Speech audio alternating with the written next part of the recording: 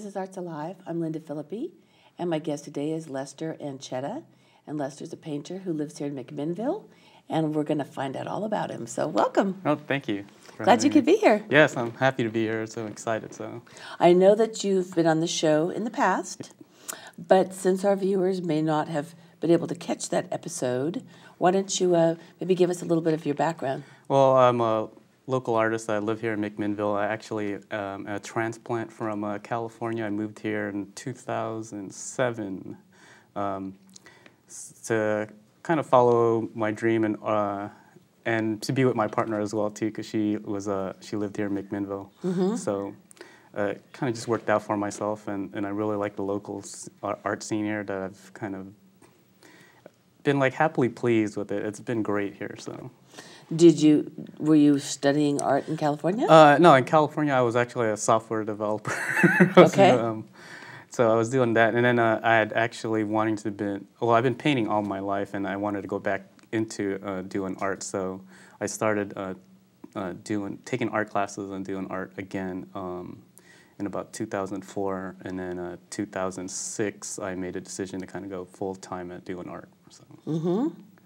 And that's obviously been a good plan? Yeah, it's it had some of its challenges as well. However, it's been a fun experience. I learned a lot about myself and just my painting style as well too. I've learned to kind of let it go and kind of release some judgment about about what I create and what I don't create. So, I mean, is like this style? Obviously, your style evolves over time. Oh yeah. Are you doing different work than you were when you first moved here, for example? Yeah, I've actually branched out a lot more. I'm doing acrylics now, as well as I still do oil paintings. I think I remember you doing more oil, right? Yeah, I was doing more oils, and then at some process during my last time, I was doing 30 days or 100 days of painting, and I was using acrylics then. So then that really kind of helped me to get acquainted with it, and I really like the fluidity of it, and then it's instantaneous, so I have to kind of make decisions right there about what kind of paint I want to put on, or what color, and how it goes. And that probably sort of informs some of the choices that you make when you think about, well, I'm not going to have as much time. Yeah, it definitely does. I mean, I have to be a lot more quicker with what it is I want to do. And if there's a slight change, I can always make a change because it can dry off and it leaves a texture like so I still believe there are no mistakes in a canvas, because I can either cover up or Sure. do something different. So. Yeah, no mistakes, but you don't have to live with something you don't like either. That's true, yeah.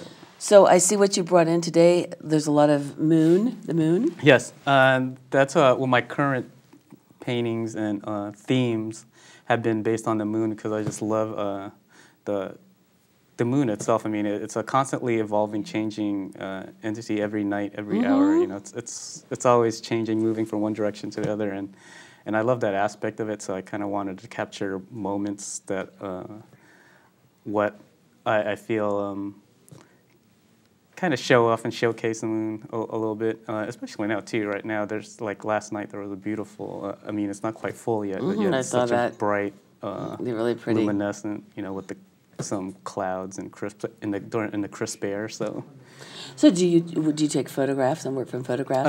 I take some, and yet for the most part, I kind of look. Well, for at least the moon series, I mean, I can go outside and Sure. take a look right there. And then if there's one in particular that I really like, a setting or a mood, then I'll take a picture and then kind of move it in that direction. And then there's been some other situations where I have images in my mind, so then I'll attempt to recreate that as well, as like on one of the other paintings that I have. That I brought one of the images, of a person underneath a tree, and then with the moon above. So then I kind of staged a shot where I can kind of see that as a reference point. So I'll do that.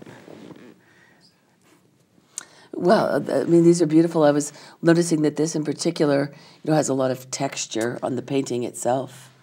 Yeah, in comparison to the others, I really love texture. I love putting it on. I mean, for me, art is not also visual. It's also kind of tactile for myself. So I want to kind of see it and feel it. There's a close-up maybe of what you've... Yeah, and in this case, I built up the texture because I mean, the moon has a lot of craters and divots and a lot of like aspects of it. So I wanted to put it in and really kind of show it in the painting itself, you know, and not have it so crystal clear, or I mean smooth. Smooth, yeah. Yeah, it adds a lot of depth and richness to the painting, I think. Yeah, I definitely had a lot of fun. And incidentally, I started in one direction with this painting, and I didn't quite like it, and so I kind of started over and left the texture because I wanted to kind of have that depth in there, and and that's how sometimes I go with my process as well, to kind of just leave what's there, continue on, and then build on whatever layers was underneath. So.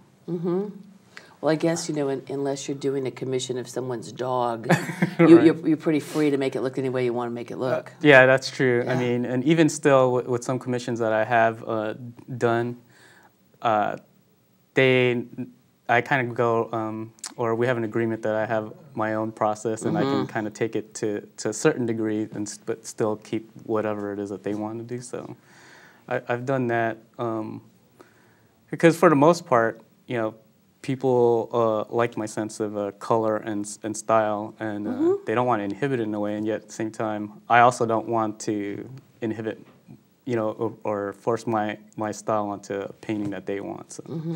Do you do a lot of commissions? I do a fair amount. I don't do a lot because it is a process to kind of get it in with the individual, because art is such an individual thing. So.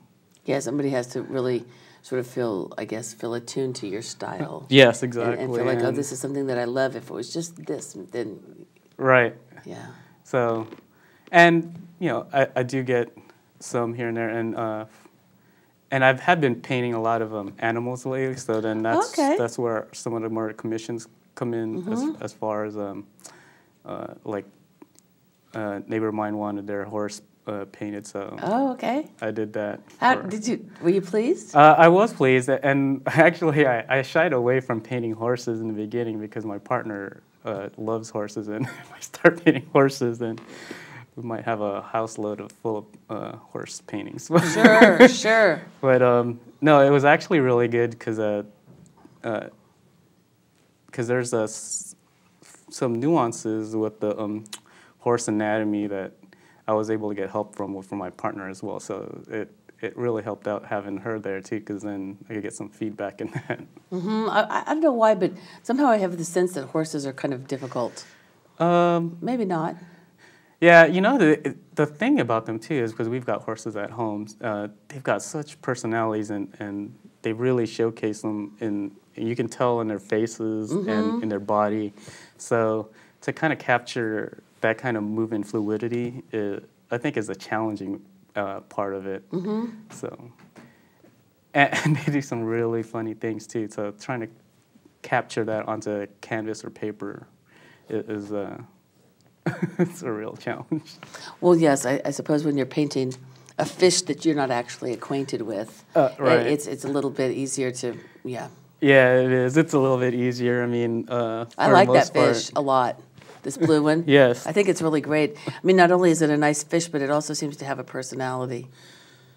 And I try to achieve that. I mean, this one is, I believe, called the thrill, because for me it's like the thrill of jumping and seeing. Oh yeah. And the fish is jumping at the moon. The moon. And in this case, you know, it's had you know, a planetoid also up there as well. So you've got this possibility of the fish being in a different world or having a different perspective of life, kind of thing. So this morning I was listening to the radio, and the people that, that look for the extraterrestrial life, supposedly they think that within the next 20 years we're going to be contacted, but it'll probably be by like microorganisms or something, and not actual Really? intelligence of some sort. So you might not be that far off. First comes the microbes, and then comes the fish. That's true, yeah. Yeah, you never know. So you, up until fairly recently, I know you were painting at the public market? Yes, I was. And I took a break actually starting this summer because I had started actually going back to doing work in the software field. Oh. So kind of just allowed me to, I had to prioritize my time a little bit more because I wanted to still continue doing artwork and yet focus on the pieces that I wanted to paint as opposed to just painting blanketly almost. So I'm not at the market currently. I do plan on going back. It's just right now I'm a little busy. You're busy, for sure.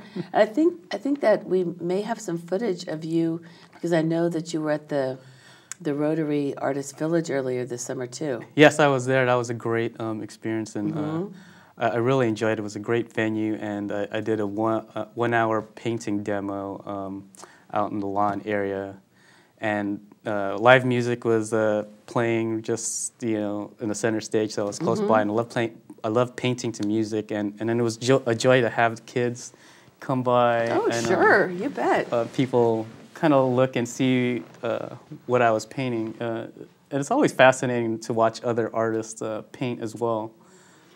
Did you feel like you got some pretty good feedback from people? Oh yeah, it was positive real joy. I mean, especially when they come back and say, "Well, what are you starting with?" When I start painting just the backdrop, and they don't know what's gonna happen, and I don't either at that point. You're like, your guess is as good as mine. Exactly. That's exactly We'll that. just have to wait and see how it all turns out, won't we? And then it kind of just takes a life of its own, and I just keep adding the color and lines until I find a subject matter. And in that case, I had 1 hour to do it, so I had to kind of focus in a little bit more on the painting and. They wanted you to complete the painting in an hour? Not necessarily. However, I did. I wanted that challenge as far as getting that painting done. So. Wow. Well, that's a lot. It was a lot of fun, and yeah, like here we have the kids kind of watching, and they were actually a real treat because then, right away you can't fool kids, so their expressions really show and tell like the direction and where it's gone. So. Have you had a lot of kids talk to you at the market? Oh yeah. Places? That was one of the kind of blessings of going there too, because you get a lot of kids coming in. They want to paint, so then along with myself and some another artist friend of mine that's at the market, John Strami, let kids paint on a canvas. Oh, really? Okay, yeah. Just let them have some fun and let them show off their creativity. So. Do you do any teaching at all? No, I don't. Currently, I don't do that. It's I just like it and I just enjoy it, and for the most part, I like to have them kind of just show off their creativity and without any restraints. Like when I paint with my little niece, I'll do that, and because she loves to paint. And the greatest joy was when I was visiting them in San Francisco. Her mom, my sister, asked her, "What are you doing?" And she was like, "I'm going to paint." Oh, how fun! I'm going to paint with Uncle Lester. Oh, how neat! Yeah. So that thrills me. I really enjoy that aspect of it.